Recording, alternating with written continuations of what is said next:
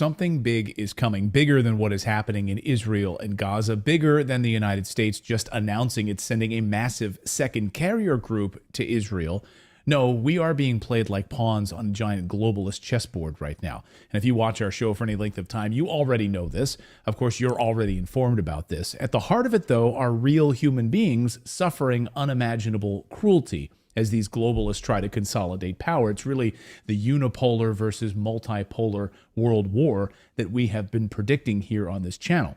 We'll get into that part of the story here in a moment. But first, I just returned from northern Egypt this weekend, where the eyes of the world are on the massive ground invasion of Gaza by the Israeli army. Now, according to sources this morning, the invasion has been delayed for a short time because of rain. There's too much cloud cover right now over northern Gaza at this moment, which is hindering what Israeli pilots would be able to do. So we're in this sort of holding pattern right now, a calm before the storm, if you will. In the meantime, Egypt is cautious about what this would mean for their country, as millions of Palestinians could try to pour across into northern Egypt. Egypt has deployed troops to this area in order to prevent chaos. The ex-foreign minister of Israel says here's what should happen.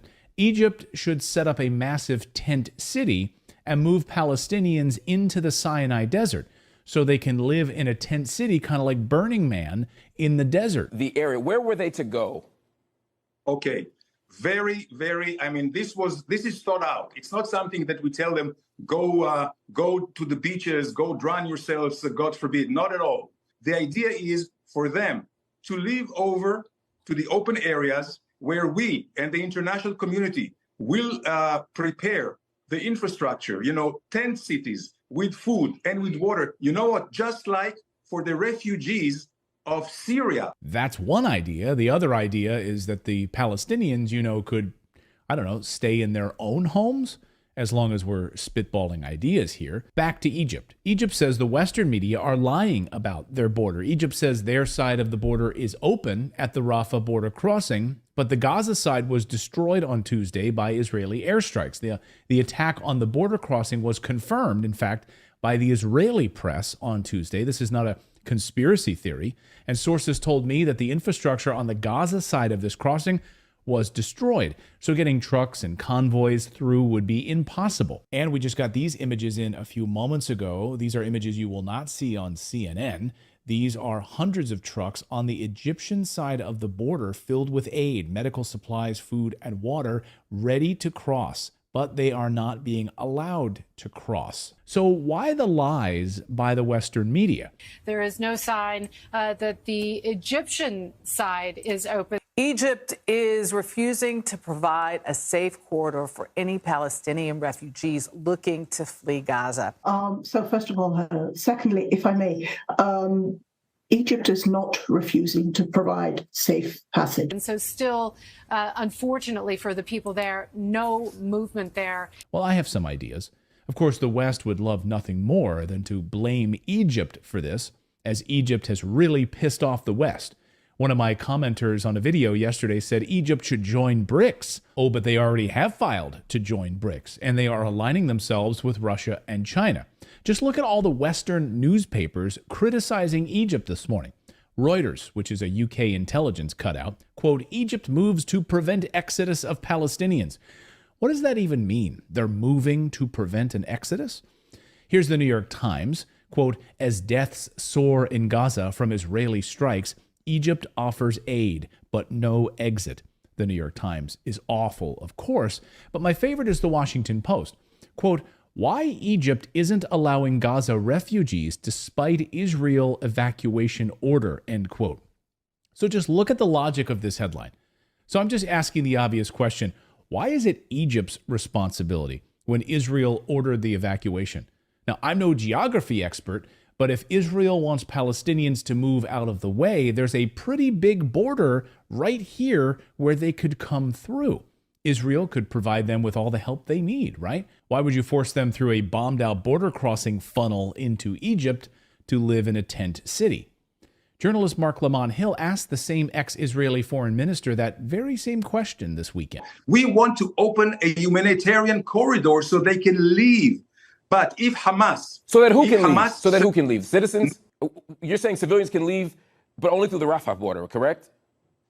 At this point, yes. So they can't because come. where else? Your country. They can come into Israel. But don't ask those types of questions. Instead, blame Egypt. It's all Egypt's fault. Okay, Egypt refused to send troops to help Israel, and they've moved further away from the United States and the West in recent months. Never mind that Egypt's economy is in ruins thanks to Western trade restrictions, that 2 million refugees would completely destabilize the country, and Egypt has gotten pretty darn cozy with Russia and Saudi Arabia. Joining BRICS means, of course, that control of the Suez Canal and the Red Sea will now belong to BRICS, not NATO, not the United States. The West would love nothing more than for Egypt to collapse in a pile of rubble under the weight of a refugee crisis. Side note, just walking around northern Egypt like I did in the shops, grocery stores, banks, you're going to hear a lot of Russian being spoken. The amount of Russian investment is about to skyrocket. Putin is sending billions to Egypt. Russia is moving a huge amount of manufacturing into Egypt. It's set to bring over 35,000 jobs to Egypt. Let's be honest, Bidenomics can't hold a candle to that kind of job creation. Okay. And Egypt is now the #1 investment destination for Arab nations and Eastern countries. I visited multiple construction sites that Saudi Arabia is working on, $500 billion investment projects in Egypt, building massive new marinas and hotels in northern Egypt, transforming 50 islands into a mini Dubai. It will transform this once impoverished area into a boomtown. There's construction everywhere. Do you think the United States likes that? It gets worse, because in a few days, China rolls out the next phase of their Belt and Road Initiative with massive investment and infrastructure through West Asia. And this week, Saudi Arabia dropped a bombshell, saying they want to step up their trade with Russia. We can't see how things are going to go, but basically admitting, yeah, we're not interested in peace talks right now with Israel anymore. We have our friend Putin to the north, so bye-bye. Think the United States likes that? Think again.